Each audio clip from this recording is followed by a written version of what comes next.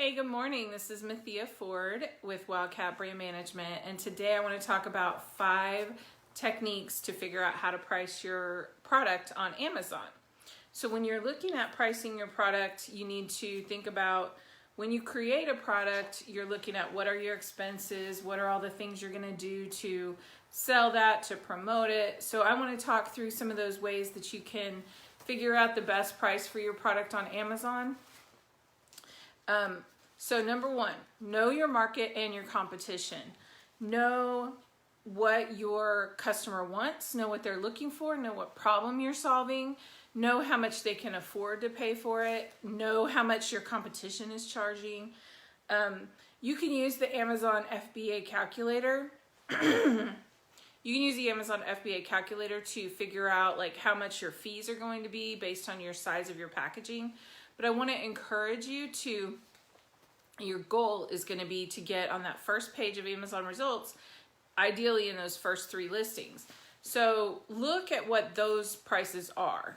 I know you probably think your product is worth, a great deal more, or maybe you have some special things that are added to your product.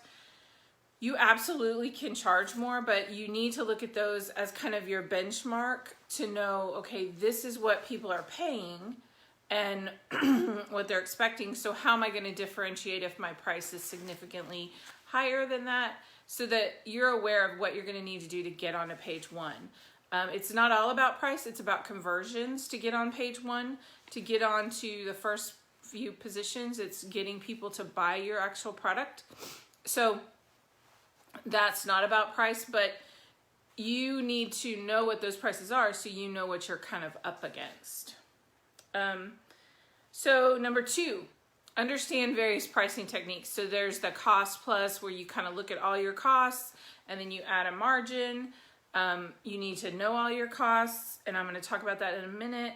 There's the competitive pricing, which is where you just look at what everybody else is charging, and as long as it covers your costs, you're kind of going in that direction. So if you have a product, if you had a product that is really unique and you're there's only 1 or 2 other people making it, and your cost is maybe $5, but you're able to sell it for $30, you're not necessarily going to go with the cost plus, you're going to go with more of a competitive pricing.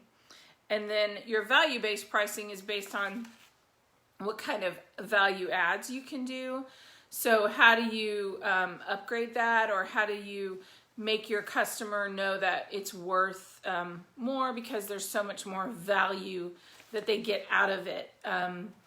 If it's a dog training CD, for example, and your results are that they're going to be able to get exponential value because they'll be able to go into dog shows and win awards, then you may see that, and your name and your brand can add value to the price that you charge.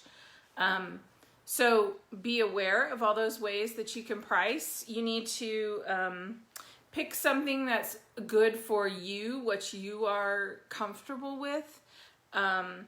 You want to look at what you can do to lower your fulfillment fees.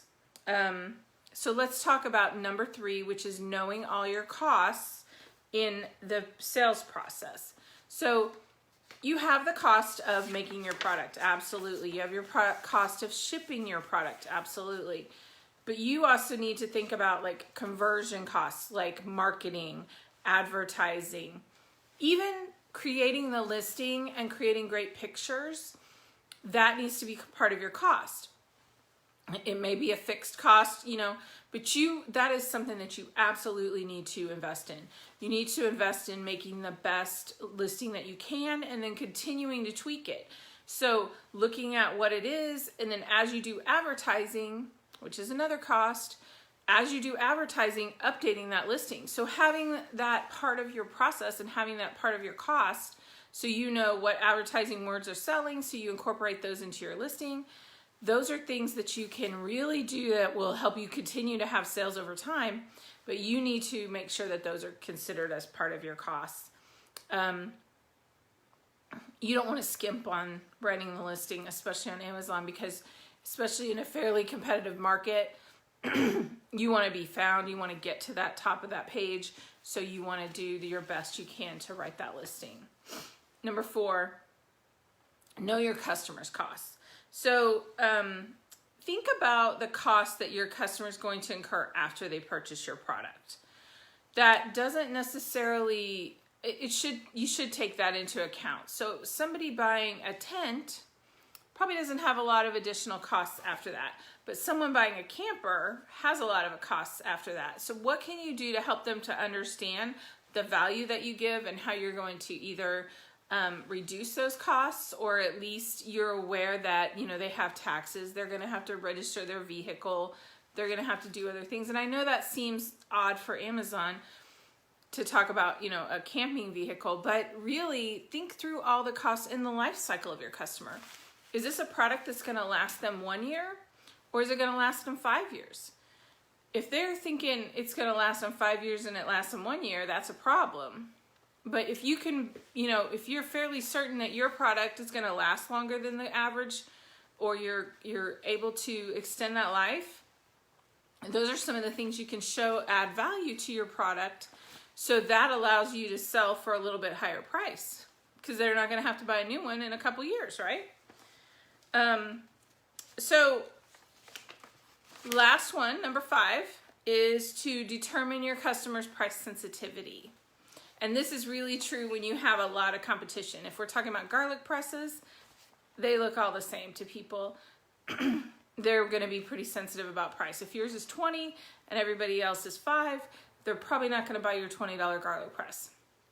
But so think about whether you're a commodity or not. Now, on Amazon, customers tend to not be as price sensitive. They're looking more for the value. They trust Amazon. And if you have that good listing, good pictures, and they're fairly certain what they're going to get, then you have a pretty good listing. But be aware of where you kind of stand. It goes back to your customers and your competition. Where do you stand in that, you know, price range? And how sensitive are customers? Are they willing to buy more, pay more for your brand? That's one of those ways you can build your brand equity, and you can grow that, and then you have customers that are willing to pay more for your brand. But on Amazon, it can be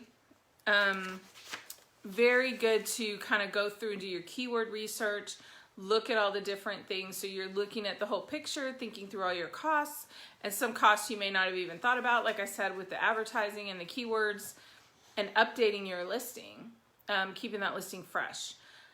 So on Amazon, you're going to get more sales and more conversions, and that's going to get you higher up on that first page. So those are my 5 tips for how to, you know, consider how to price your product on Amazon.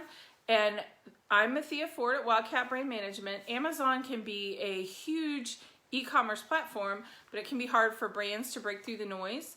At Wildcat Brand Management, we manage your Amazon account from A to Z, so you can make more money and make more sales, and then go back to managing your own business.